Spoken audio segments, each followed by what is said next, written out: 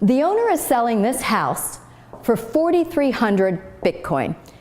But if he doesn't get a Bitcoin buyer, he says he'll accept 16 million cash. Last night, Sotheby's brought in $315 million in art from their Impressionist and Modern Art evening sale. That beat last year's numbers at $269 million.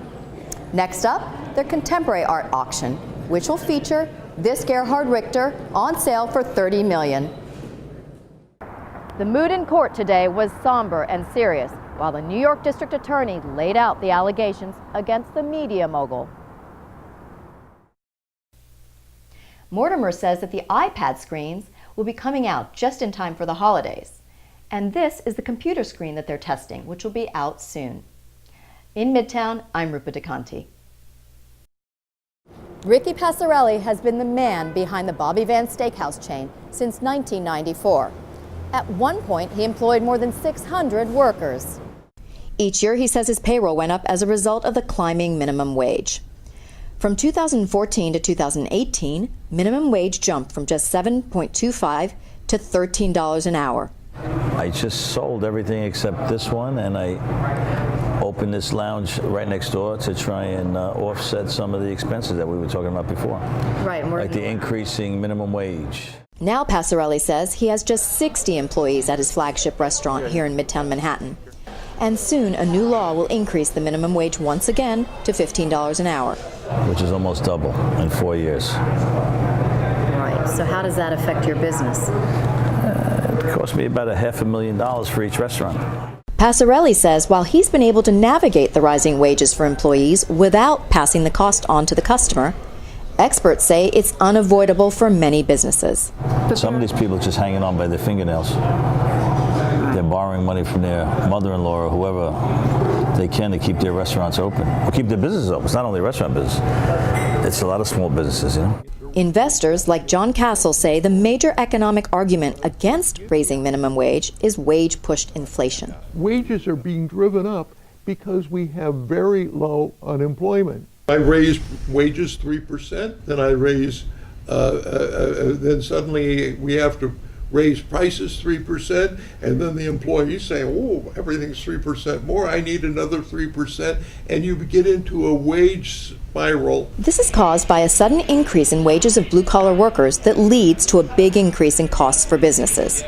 But it's something Castle says is unavoidable because of the current labor market.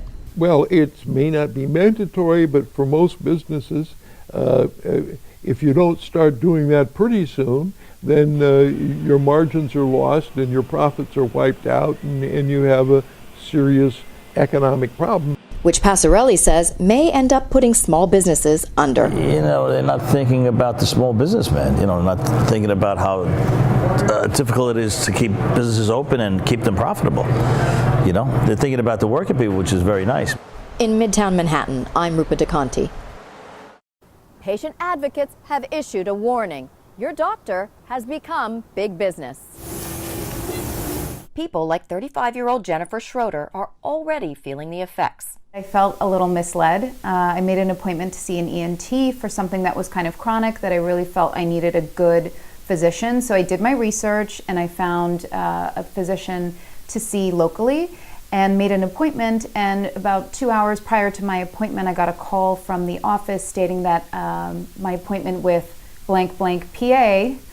These days it's fairly common for a physician's assistant to examine a patient rather than the doctor, according to patient advocacy group statistics.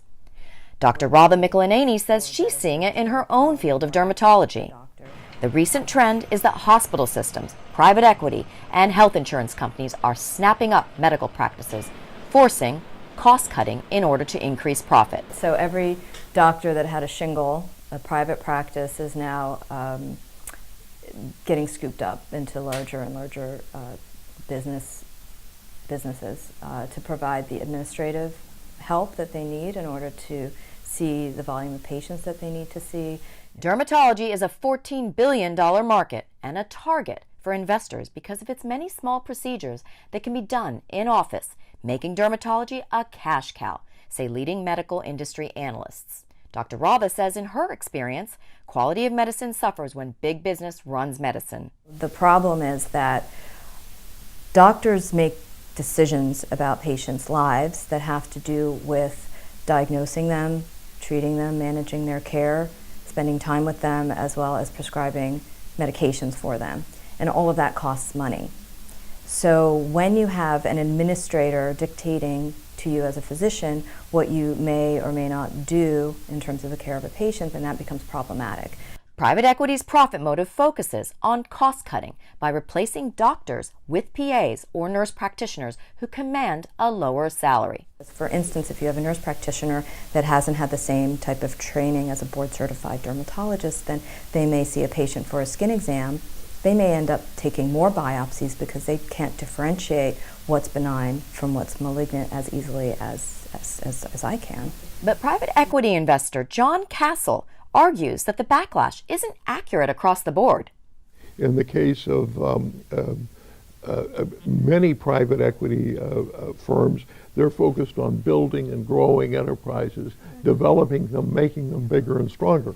Now, if you're a doctor and you're interested in selling as a doctor, you don't have to sell to the first private equity firm that shows up.